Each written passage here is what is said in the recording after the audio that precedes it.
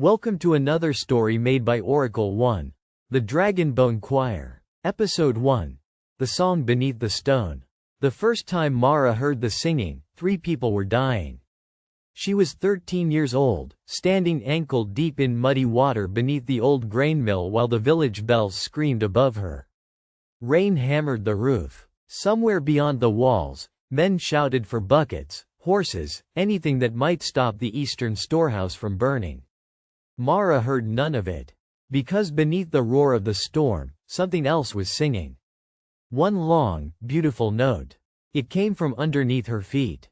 She froze. The melody was so faint she almost mistook it for wind passing through the stones. Then it changed. A second note joined the first, low and deep, vibrating through the wooden floorboards. Mara pressed her palm against the ground. The song stopped. She held her breath. Nothing. Then 3 soft notes answered from somewhere beneath the earth. Her heart began beating faster. Someone was down there. Someone was singing. And somehow, impossibly, the song sounded like it knew her name. Mara had lived in Bellhollow for as long as she could remember. That wasn't very long. She had been found as a baby beside the northern road during a winter storm, wrapped in a torn blue blanket and left beneath a dead ash tree. No one knew where she came from. No one knew who her parents were. The village priest had given her the name Mara because the first word she spoke as a child sounded vaguely like it. The villagers had never been particularly cruel to her. They simply never let her forget that she belonged to nobody. She slept in the attic of the miller's house. She ate after everyone else. She worked wherever someone needed an extra pair of hands. And when the other children asked about her family, she always gave the same answer. I don't have one. She had learned not to wonder about it. Until the singing began. The next morning, the rain was gone. Smoke still hung above the village. The eastern storehouse had collapsed, taking half the grain with it. Mara stood beside the ruined mill, staring at the ground. Nothing looked different, yet she could still feel the melody. Not hear it, feel it. It seemed to pulse beneath the soles of her feet. She followed the sensation toward the village square. Bellhollow had been built around an ancient stone platform that everyone called the King's Step. No one knew which king had built it. The oldest villagers claimed it had always been there. Children were forbidden to play on it. Mara had never understood why. Now she noticed something she had never seen before. A crack. A thin black line ran across the center of the platform. She crouched beside it. Cold air breathed from below. Mara looked around. No one was watching. She placed her fingers against the crack. The song returned. This time it was louder. A haunting melody of 5 notes. Then 6. Then a 7th that seemed to stretch forever. Mara pulled her hand away. A voice whispered from beneath the stone. Again. She stumbled backward. The voice was gone. She stared at the crack. Who are you? Nothing answered. Then the stone moved. Only slightly, but enough to reveal a narrow darkness underneath. Mara. She jumped. Old Tomas, the village blacksmith, stood across the square. His face had gone pale. What are you doing? Nothing. Step away from that. His voice was sharper than she had ever heard it. Mara obeyed. Tomas hurried toward her and grabbed her wrist. His fingers trembled. Did you hear anything? Mara hesitated. What would I hear? He stared into her eyes. For several seconds, he said nothing. Then he released her. Good. What? You heard nothing. He walked away. Mara watched him disappear into the blacksmith's shop. For the first time in her life, she realized something. The adults knew about the ruins. And they were afraid of them. That night, Mara returned. She waited until the village slept. Then she took a lantern and slipped from the attic. The King's Step waited beneath the moon. The crack had widened. Mara lowered herself onto her knees. The melody drifted upward. Closer now. Clearer. She could hear instruments. Not one. Many. Deep notes like enormous bells. High notes like glass. A trembling sound like wings beating inside a cave. And beneath all of them, voices. Hundreds of voices. Singing without words. Mara reached into the crack. Her fingers touched cold stone. The entire platform shuddered. Section of the ground slid sideways. A staircase appeared. Mara stared down. The steps descended into darkness. She should have run. Instead, she lifted her lantern and stepped inside.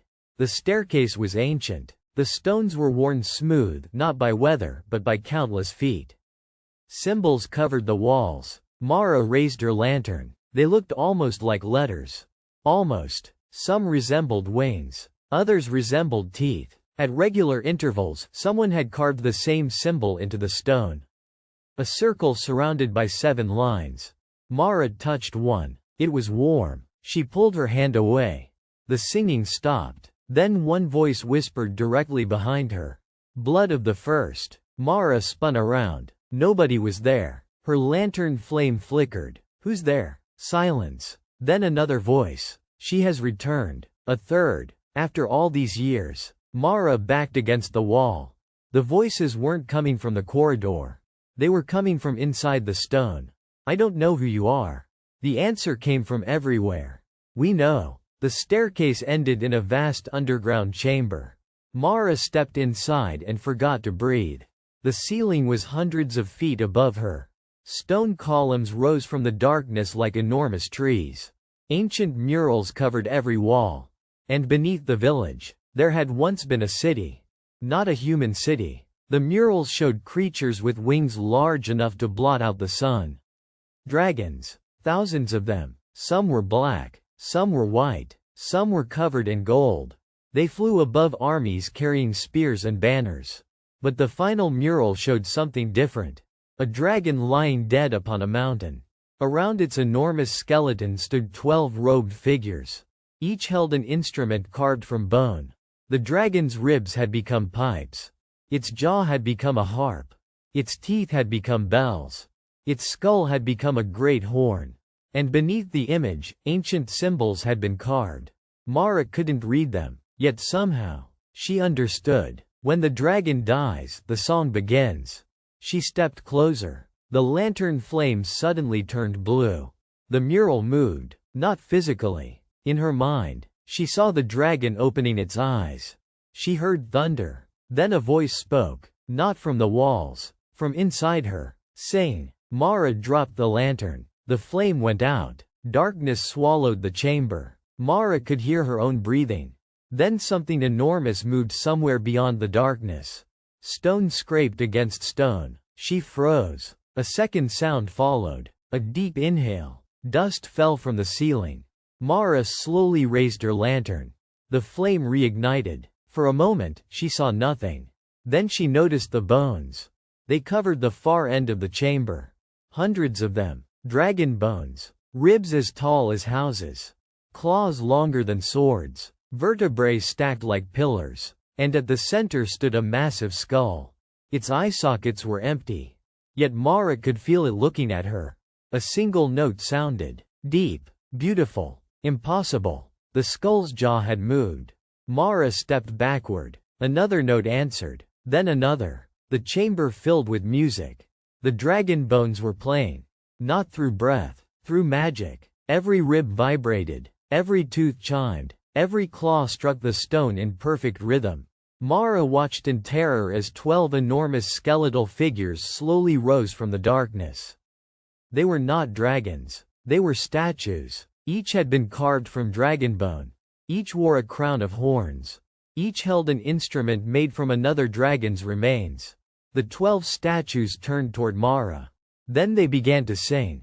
Mara should have fled. Instead, she heard something beneath the music. A melody she knew. A lullaby. The first song she could remember from childhood. She had never told anyone about it because she had never understood where she learned it. Now the Dragonbone choir was singing the exact same melody.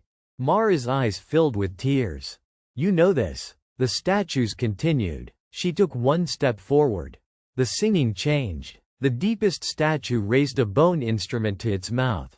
One note sounded. Mara felt something inside her chest answer.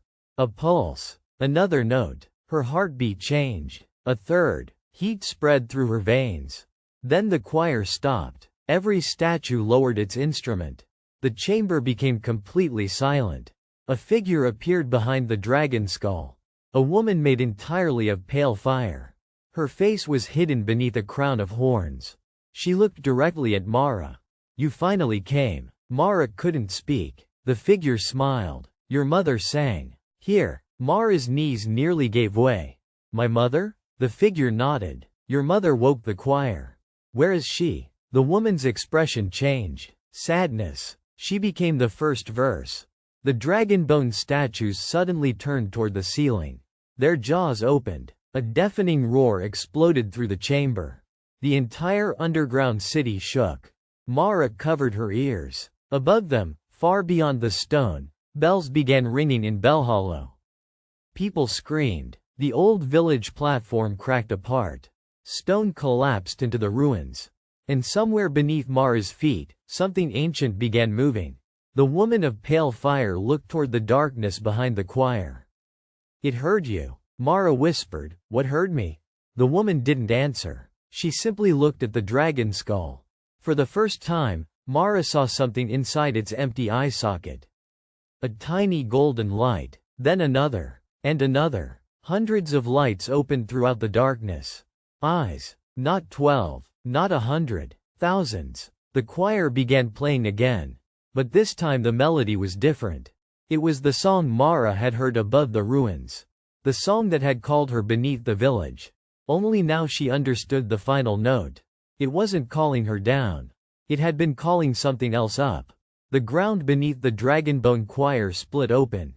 A vast black claw emerged from below. The pale woman looked at Mara. "Run." Mara couldn't move. The claw dug into the stone. Something enormous pulled itself upward from the darkness. And then the choir sang her name. For more stories, like and subscribe.